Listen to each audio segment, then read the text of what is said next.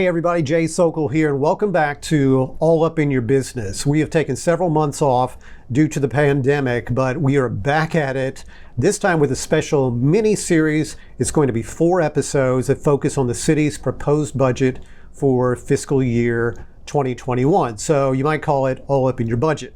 At least that's what we're going to call it. So the idea is to take a 330-page budget document that looks something like this, right? And explain the big ideas in it.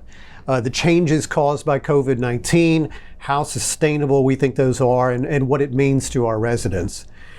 So this is a budget like no other, and we want to make sure that College Station residents and taxpayers understand what's in it, what's not in it, and why. So the best person to do that is College Station's Director of Fiscal Services, Mary Ellen Leonard, who has led the assembly and presentation of this document. She has macro and micro views of what's in this budget document, and she's accustomed to explaining things in terms that eventually even I can understand. So that is the goal. If I can understand it, so can the rest of you. So in this first episode, Mary Ellen, I thought it might be best to sort of set the stage with an overview of what this budget is all about and the economic conditions that COVID-19 has even created for the city of College Station. So help break it down for us. Oh, well, that's a big ask right there, Jay. So as far as kind of where we're at, we took an approach to this budget that we needed to create something that is dynamic, that is proactive, and that is strategic for the city. As we've all had to go through the COVID-19 pandemic since March of 2020, we've had to all kind of adjust our thinking. We've had to adjust the way we do business all across the community, and the city's no exception. So as far as what this budget looks like, we started actually developing this budget in FY20 when the pandemic hit. We looked at what's going to happen for the remainder of FY20 and what do we need to do to kind of make sure that we're not in a reactionary phase. And in this budget document, where that's reflected is in a column in all of the pages that have the detail and way too many numbers, that's called the year-end estimate. And in that year-end estimate, we attempted to project where are we at with our sales tax? Where are we going to be with our other types of revenue like court and the permit revenue, and how much of a loss is the city is itself going to suffer? And then what do we need to do to stave off that loss as strategically as possible? And so we had developed some mitigation strategies that allowed the city to reduce their budget and make it to where we could sustain those losses and still provide the same level of services that we had planned for FY20. So that was the beginning point, is can we get ourselves kind of back to square one, even though we were facing the pandemic? And we feel like we've achieved that, and it seems to kind of be panning out for FY20. So then we looked at FY21 and tried to predict the future. And in predicting that future, we again looked at, what's our sales tax going to do? What is the property valuations going to do? And then how are we going to have to adjust to any continued further revenue reductions that we felt like as a city we would need to endure? So what were some of those moments for you along this pathway? Like you knew that there was trouble coming, but were there certain markers like, oh boy, kids aren't coming back. Oh boy, here goes, now we're shutting down businesses. Oh no. I mean, because you were looking at and watching for markers and then and then you were having to patiently wait on data to tell you just how bad some of those markers were. What were some of those? So actually one of the first things that we did, it was before the city kind of shut down with the pandemic, is that was kind of the first uh-oh moment for us that were looking at the numbers was, uh-oh, this is going to impact the community on a rather large scale, and we need someone to help us analyze what that impact might be. And our most volatile source of revenue is that sales tax. So even before, we use March 16th as the pandemic date, and even before that happened, we had contacted our sales tax vendor who does some data analytics, and we asked them for some data analytics related to if the governor would enact a shutdown. And that shutdown came, I think it was March 18th. And so we had a 3-5 day kind of head start where we had somebody working on getting sales tax data for us. So we received from this analytics firm some data related to where would we be in a kind of a 3-case scenario, kind of a best case scenario, what they called a probable case scenario, and then a worst case scenario related to the shutdown and how long we would be in that shutdown. And how they did that was they actually contacted our top 100 vendors and asked them, right after the shutdown, were they impacted? What did they anticipate seeing? Were they declared an essential business?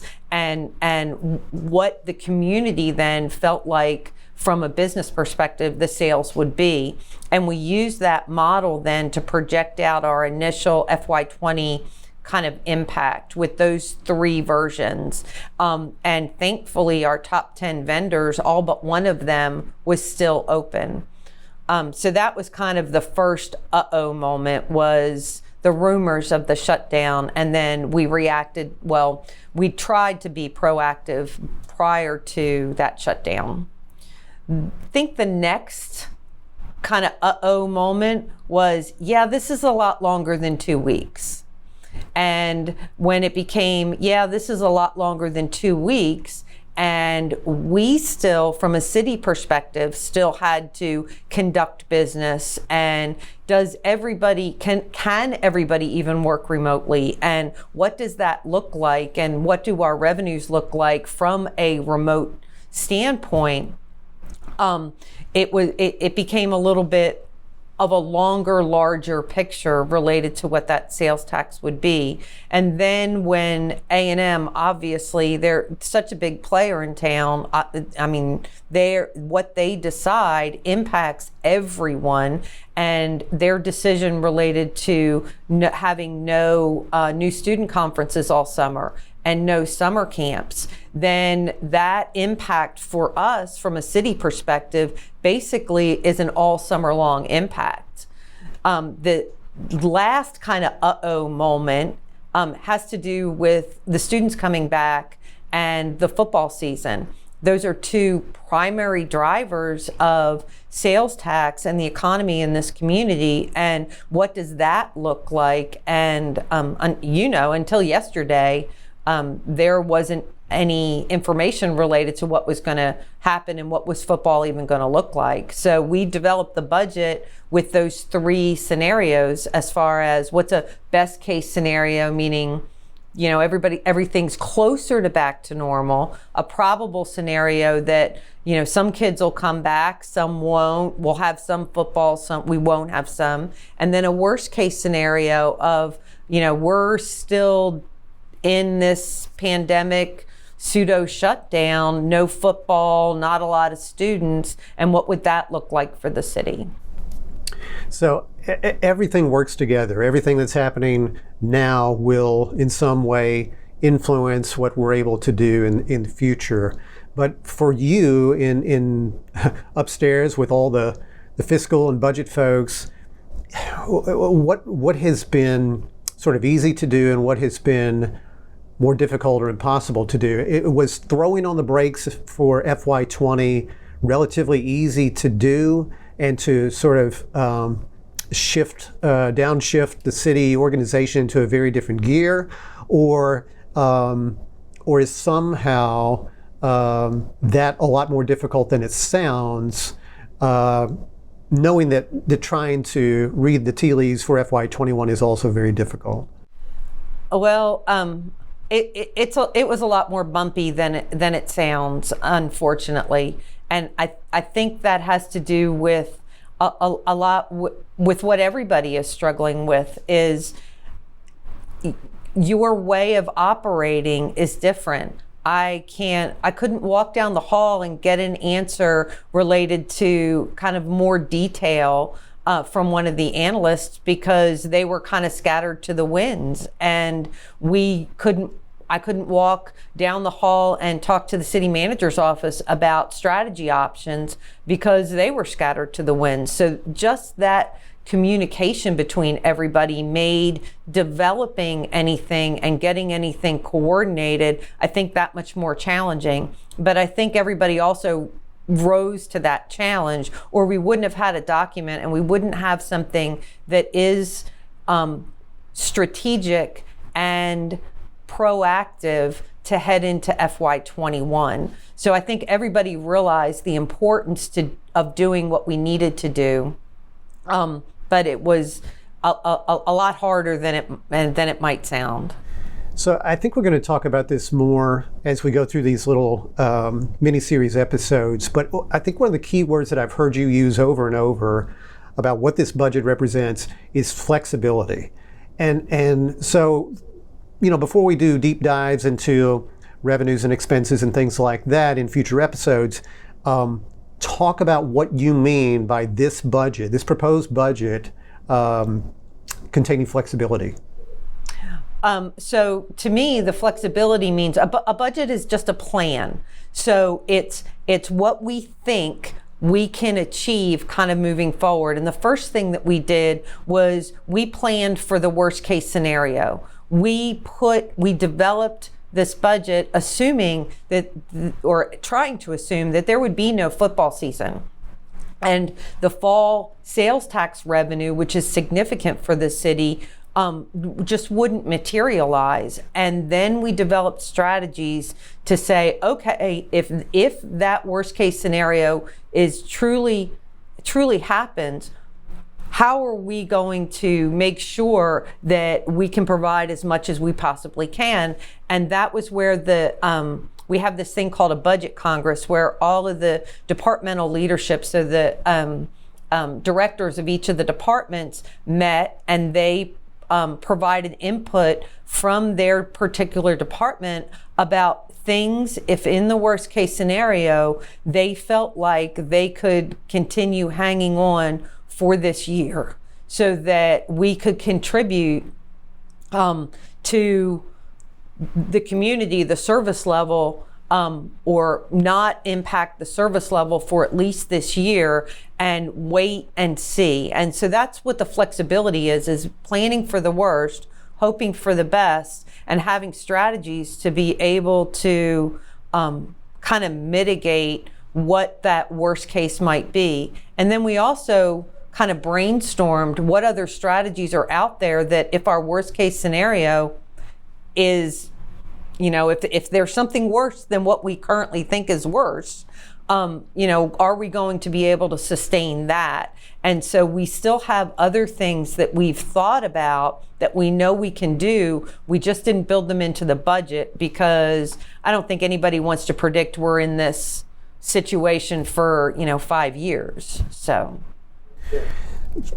I wanted to talk a little bit about the theme of this budget, which, again, if I hold up this giant document, right, is what we're in this together, which is it's both inspirational and factual. Talk about that a little bit, and if there's an opportunity to do it, I'll explain even the origins for the way that looks and why it's phrased that way. But in your opinion, we're in this together. What does that mean to you? So I think what that means to me is one of the core values of the city is one city, one team. And there is no way that we would possibly have this budget if every department didn't contribute to the the reductions that are included in this budget, police, fire, public works, electric, water, they all stepped up to the plate and they all said, for the good of the team, I can give up this. For the good of the team, I can give up that. And by everybody pulling together, we were able to develop something that means that we're still going to be able to provide the services that most people see all the time, because other things that we provide have been sacrificed by everyone here. And to me, that's what it means by being in this together. And as far as how that theme came up, I think your department had a huge hand in that. Yeah, in fact, the idea of sort of that chalk art look and the aspirational aspect of it, shortly after the pandemic, started affecting this community and we started shutting things down, my wife Kara and I were walking through Bryson Park, which is my favorite of all of College Station's park. It's beautiful. I love that park. And there were a number of people out there enjoying it. And there was a group of college kids doing some chalk art on a big piece of concrete. And it was a big picture of the earth. And I think the phrase that was used was, everything is going to be okay, or something like that. And we can even later edit in a photo of that, because I took a photo of that.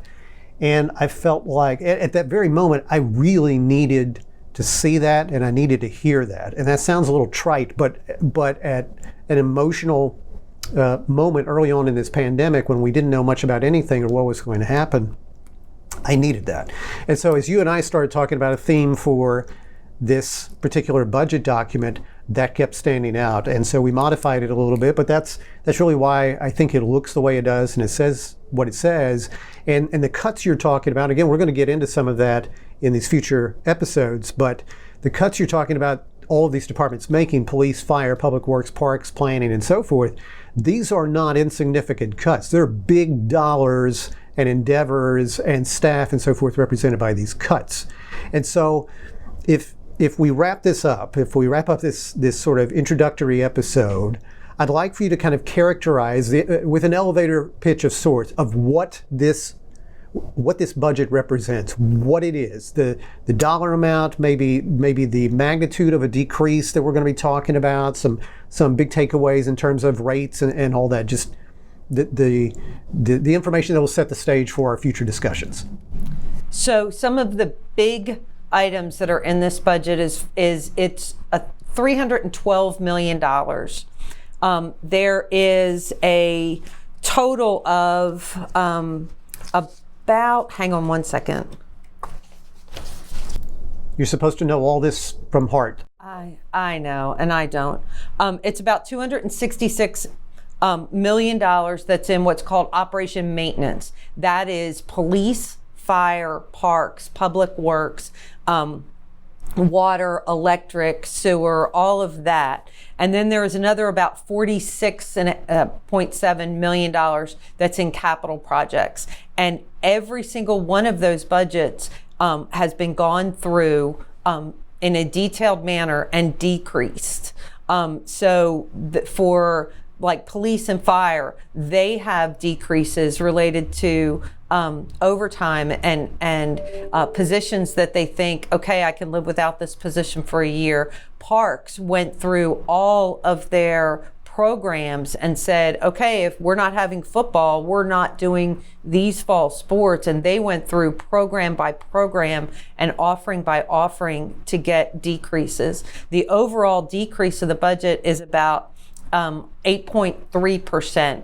And in everybody pulling together, we were able to not have any rate increases, whether it is in any of our fees. There are no rate increases in any of the utilities at all. There is somewhere around 55 to 60 positions that have been frozen. So that's where the department directors have said, for a year, we have people who are willing to step up and do more than one job, or multiple people that are going to do more than one job to cover these 55 to 60 positions. That's about $2.9 million of this budget. And then on top of that, there were additional expense reductions. There are studies and surveys that need to be conducted for us to be able to move forward with certain projects that have been delayed.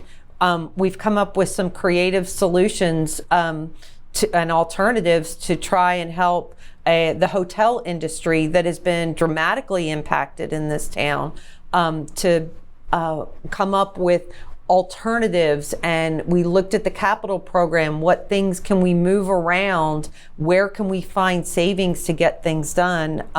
So overall, I think the big piece of it is there is a reduction of 8.3% in the total budget. There is a hiring freeze of 55 to 60 positions, as well as expense reductions of it's almost $5 million, $5.8 million of total expense and hiring freeze reductions in this budget. There's also a capital reduction of, I think it's about $25 million that we have looked at the capital budget and moved things around, reduced, delayed, or used savings, or come up with some alternatives for. And I don't think people are done with that yet. So, okay, so that's a pretty good place to stop and end episode 1 here.